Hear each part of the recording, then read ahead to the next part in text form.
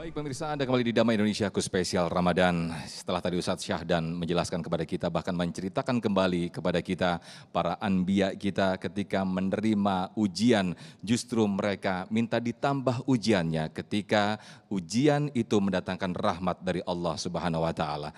Lantas bagaimana kita sebagai umat muslim, sebagai umat yang beriman ketika kita mendapatkan ujian yang tak kunjung tiba? Jawabannya akan kita dengarkan bersama-sama dari Ustadz Fatih Rishad. Selamat mengikuti.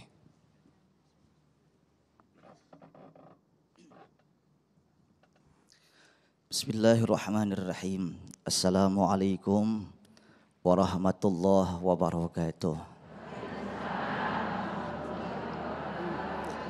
Bismillah walhamdulillah. Wassalatu wassalamu ala asyrafi khalqillah. Wa ala alihi wa sahbihi wa man tabi'ah hudah wa wala amma ba'd. Yang kita muliakan, yang kita hormati guru kita yang mulia Kiai Haji Syahdan. Mudah-mudahan beliau sehat walafiat. Ilmunya manfaat buat kita. Kakanda Al-Ustadz Muhammad Sofyan sehat selalu, berkah selalu dan istiqomah untuk bimbing kita semua. Ibu-ibu yang cantik-cantik. Amin apa? Maksain amat sih. Ibu-ibu yang cakep-cakep, calon ahli syurga, saya doain cepat masuk syurga.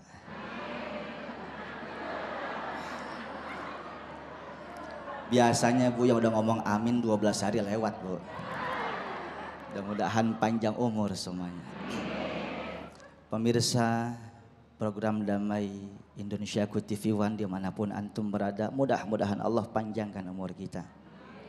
Allah murahkan rezeki kita, berkah hidup kita dunia dan akhirat. Judul siang ini menarik saudara. Ujian kenapa enggak lekang hilang? Ujian kenapa enggak berhenti sedangkan kita sudah rajin ibadah? Kalau ada pertanyaan seperti ini di lubuk hati kita, itu kurang normal. Saya ulang sekali lagi, ujian kenapa tidak usang-usang? Ujian kenapa enggak pergi-pergi dari hidup kita padahal udah rajin ibadah? Justru itu adalah nikmat Allah. Anak mau naik kelas 2 ujian, sekolah. Emang mau kagak ujian? Kagak naik kelas, blow on. Waalaikumsalam. Orang mau naik kelas ujian, betul Bu? Orang yang beriman justru tadi kata Kiai Syahdan minta untuk diuji. Saudara yang saya muliakan, permasalahannya banyak yang tumbang. Lebih banyak yang tumbang daripada yang hebat. Saudara yang dimuliakan Allah, Rasulullah sallallahu alaihi wasallam pernah bersabda, "Ajaban li amril mu'min." Aku heran terhadap semua urusan orang yang beriman. Kenapa Rasulullah? Inna amrahu kullahu lahu khair. Setiap urusan orang mukmin baik bagi dia. Tidak didapati bagi orang yang mukmin. Iza asobathu sarru syakar. Wa iza asobathu dharra sabar. Orang mukmin tuh Bu, kalau dikasih ujian kesenangan dia bersyukur. Dikasih ujian yang kagak enak, musibah kagak enak, dia sabar. Sabar dan syukur baik bagi dia. Jadi kagak ada yang kagak baik. Jelas tuh. Permasalahannya kita yang kagak enak dipikir kita ujian. Lupa saudara. Dalam satu ilustrasi di dalam Al-Quran surah At-Taghabun ayat 11. Ma asaba min musibatin illa biiznillah. Tidaklah satu musibah turun ke seorang muslim, izin Allah. Bu, Waalaikumsalam. Masih hidup. Dikasih ujian, disayang sama Allah. Iza ahabballahu abdan ibtalahu. Kalau Allah sayang sama seorang hamba dikasih ujian, biar diangkat derajatnya. Kesenangan ujian.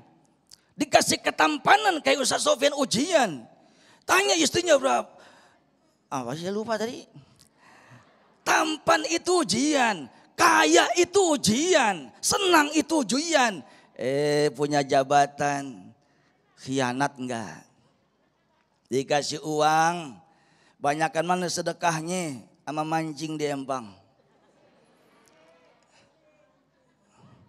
Ibu lakinya suka mancing.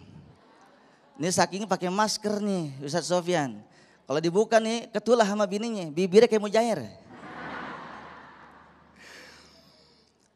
Bu, senang itu ujian, amanah enggak dengan jabatan. Kalau adil terhadap rakyat, oh mulia.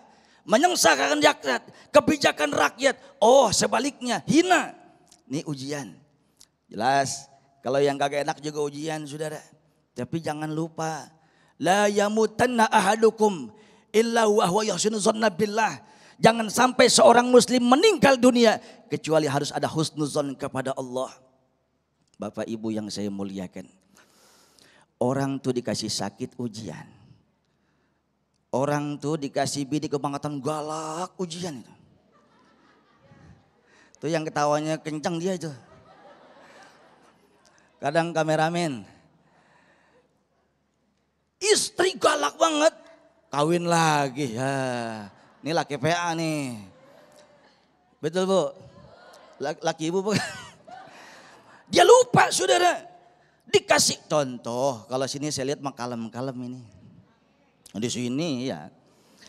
Seorang istri dikasih galak, kalau suaminya pandai ngambil hikmah. Oh, untuk uji kesabaran saya, sabar diuji agar tingkat keikhlasan kita lebih tinggi. Sabar itu ibaratnya kita ditempa, kita dipukul, kita dikating, kita diamplas. Ibarat buah mata daripada berlian, masih bahan, mirip batu kali. Di pinggir empang, di pinggir jalan, nggak ada yang mau ngambil.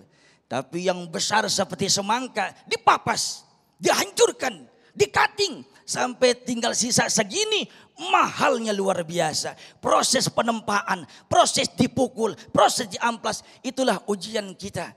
Makanya as-sabru kasibri murrun fi masakati lakin awakibahu ahla minal asal. Sabar itu seperti buah sibir. Bu, oi, masih kuat? Saya nggak kuat Bu. Sabar itu seperti buah sibir. Apa sih buah sibir? Lebih pahit daripada biji mahoni, lebih pahit daripada brontowali, sambiloto, lebih pahit buah sibir. Murrun fi madzaqati. Pahit rasanya. Tapi setelah dikonsumsi ahla minal asal, setelah kita makan buah sibir yang pahit itu, lebih manis daripada madu. Madu tahu? Manis pahit. Mau di madu? Sudah. Salah ngomong di sini mah. Bu. Sabar itu seperti buah yang sangat pahit. Orang kalau punya penyakit diabetes, penyakit gula, karena punten, dulunya suka konsumsi gula berlebih. Teh manis, kalau nggak 5 kali kagak ada tenaga. Anehnya kerja kagak keringetan, kerja kagak keringetan, makan keringetan coba itu. Bu, ngopi, sendoknya 3 kali full sama daripada gula. Bu, sirup, bukan nggak boleh, jangan berlebihan. Orang kalau sudah pernah penyakit diabetes, penyakit gula, maka untuk menetralisir makan yang pahit-pahit. Betul. Pare hajar, pahit. Biji mahoni hajar. Kalau kagak punya, ngaca dewekan. Kan pahit tuh. Sabar. Ada jemaah saya ngomong begini, Ustadz, ngapain bang?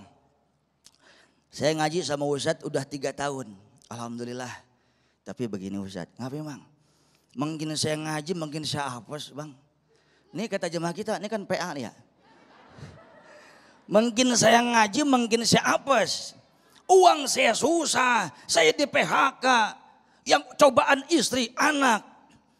Bang, aneh perasaan ngajarin ente rukun udu, bagaimana puasa yang bagus, baca Quran tajwidnya bener. Kecuali aneh ngajarin ente nyopet 2 jari. Kan kagak. Tapi faktanya bener Pak Ustadz. Faktanya semakin saya taat, semakin saya berlangsak. Semakin saya taat kepada Allah, semakin saya susah. Ingat bang, dulu abang yang macam-macam nenggak yang diharamkan berapa lama? Dulu abang punya jabatan, menyanyiakan jabatan, gak amanah terhadap jabatan berapa lama? Dulu kita punya kehormatan, kita sumbangkan kemana saja yang bukan hal berapa lama? 11 tahun Ustaz. Sekarang ente ngaji berapa tahun? 3 tahun. Belum kecandak monyong. Jelas bu? Jelas bu? Intinya adalah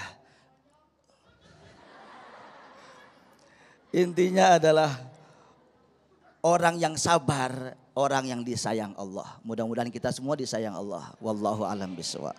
Masya Allah, luar biasa sekali apa yang disampaikan oleh Ustadz Fatih Irsyad tadi, betapa kita ketika mau naik tingkat atau bahkan naik kelas, kita tak lepas dari ujian tadi. Bahkan seperti apa yang disampaikan dan diceritakan Ustadz Fatih Irsyad tadi, mungkin banyak sekali yang ada di antara kita juga merasakan semakin kita taat justru semakin kita mendapatkan ujian atau mendapatkan penderitaan. Nah mungkin itu yang nanti akan kita bahas di segmen 3, 4 dan juga 5 nanti di segmen diskusi. Tentu saja pada jamaah di sini juga kita undang, nanti Ustadz kita akan memberikan jawabannya. Tetaplah di Damai Indonesiaku spesial Ramadan yang dipersembahkan oleh Sarung Wadimor, tentu sarung kita.